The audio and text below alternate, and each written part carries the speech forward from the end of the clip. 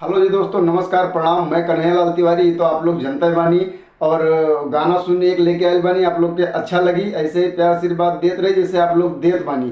तो एक औरत अपने पति को बोलती है, पति बोल रहा है कि मैं जा रहा हूँ बम्बई, सरकारी नौकरी लग गया है।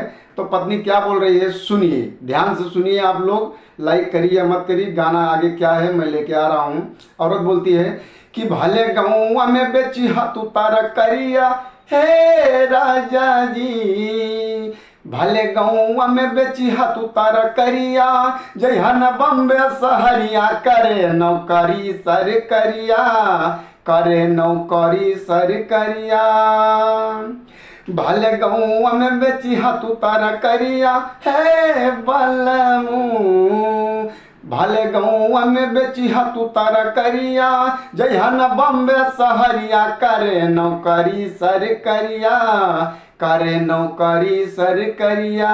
आइए मुखड़ा था अंतरा कैसा है लेते हैं कि जादी तू जइबा राजा बम्बे सहरिया, कर नौकरिया हो,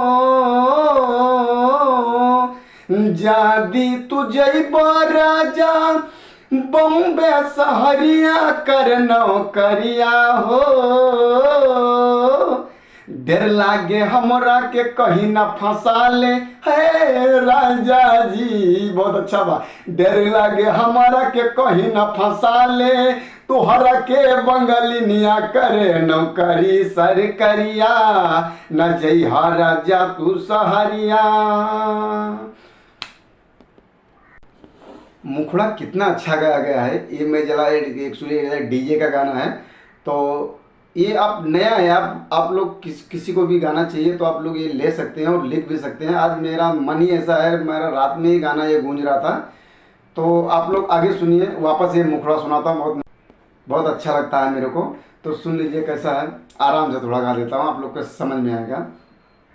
ए हो कन्हैया तिवारी बतिया, मानिला कहेली तोर में हरिया हो, कन्हैया तिवारी बतिया, मानिला कहेली तोर में हरिया हो।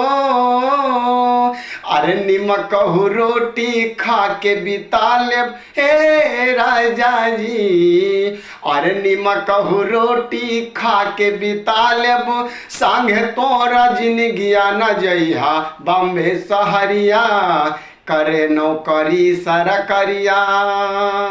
अरे निमक रोटी खा के बिता लेबो, ए राजा जी, अरे निमक रोटी खा के बिता लेबो, संगे तोरा जिंदगिया न जइहा बम्बे सहरिया।